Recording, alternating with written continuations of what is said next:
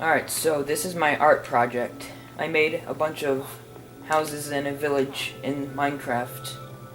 So I'm just gonna show you what I built in this village. So you might notice we're starting off in a tree house. I made this tree with bone meal and saplings, and I decided to put a tree house in it. It's not very big, it just has a couple villagers. As we head down, now we get into the main part of the village. There are a lot of normal villager houses and a lot of villagers.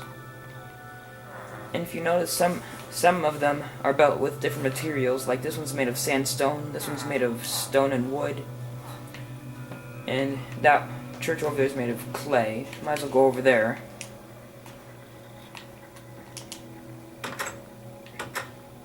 This is the second thing I built in this village after the dome I'll show you later.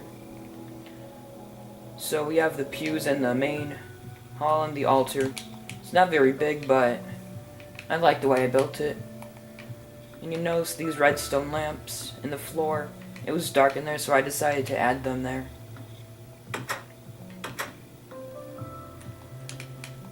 And then over here, there's a mine. This is where the villagers should just go and put the stuff they find into here. And yeah, so, and there's a lever here to alter this track right here, so if I pull it, it switches direction. I just buried a bunch of redstone under there to make it like that. And now here's an old abandoned house. We have vines and cobwebs growing all over it, and the chest is pretty dirty too. We got leaves and cobwebs and stuff. I just decided to throw this in. And then there are a bunch of houses. Oh, look, there are a couple villagers. So, houses have the basic things in them, and that guy's sitting in a cauldron. I don't know why. So some of them have sinks.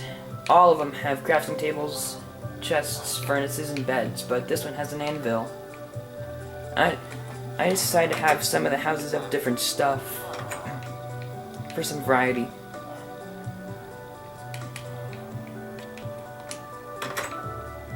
Like this one doesn't have an anvil in it. You notice that some houses don't have some other things in there. What might have caught your attention before I went into that house is this, the wall of Mario. I decided to throw this in for some fun. And I do like his games. And here's another house. This one's made of dark oak wood. Has some furniture in there and a sapling of dark oak tree. And then this is the blacksmith's house. And if you notice these, if you step on any one of these pressure plates, both of the doors open at the same time. It's pretty neat. The blacksmith has a bunch of things related to that, like fire, water in case of emergencies, lots of anvils, suits of armor, and lots of furnaces, the things that a blacksmith would normally have. And his house is made of stone brick. And then you'll find these scattered all around the village. It's a sea lantern on top of 2 fence posts. It makes it look nice, and it lights up the whole area. This is a potion lab. If you look in there, you might see that there's a lot of redstone in there. To tell you the truth, I built this for practicality, and I don't know how to work this. But it's something the villagers might like, especially the alchemists. You just have to press the right combination of buttons to get the potion in here. Oh look, there's a spider in there. That's where that went. This house is bigger than the others. This is the only house that has tables using pistons. Has a lot of furniture and a faucet with the sink. If you go up here to the second floor, you'll find a villager with 2 beds and a chest. This is able to open because these aren't complete blocks. They're staircases for the roof. Alright, moving on. we've got a garden for this house. You might be asking yourself, why is this garden built like this? I'll show you. These pistons will retract when I flick this lever, which harvests all these, and then it throws them into these hoppers, which puts it into these chests. So you can see the carrots going in here. And then just a few runaway crops. Here, let's just retract those. And there's a lot of stuff in there. You can see the number of wheat is increasing as we speak. So there's that. There's that. And then here's a cattle farm right next to the plant farm. It has all sorts of animals in there. Oh, there's a little bunny over there. There are pigs, cows, chickens. I guess these animals spawned in the rabbit place.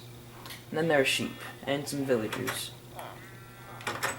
Okay, that was a surprise with the rabbits. I did not expect horses and sheep to spawn in there. And there's our starting place. This house is unique because I made it out of all stone and no wood. And it has a second floor. This is a huge picture window over here. You can get a nice view of the dome. I'll show you the dome right now. It's turning night, I guess. Perfect.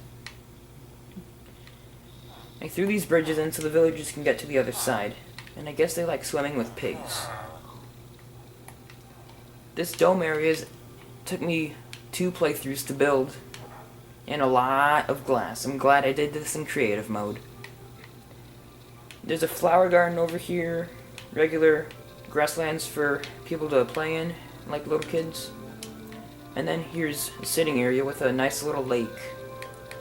And then there are some oak trees over here. And then the trampoline. You can just drop down and bounce on it. It's pretty fun. You use it made out of slime blocks. The look of it might not be the prettiest, but it's pretty fun to use. And then there's a fountain in the middle of the dome with a beacon that constantly changes colors. The beacon itself is fed by a bunch of pistons pushing colored glass through the beacon stream. And when they push out and retract, the color ends up changing. It may look like there are more than 6 colors, but I only use 6 colors of glass. It's because the colors actually blend together, so that was a good bonus. And it's turning night, which is good, so I'll give you a really neat overview of the whole thing at night. It looks really beautiful. There we go. Doesn't that look neat? Well, I hope you enjoyed this presentation for my art project.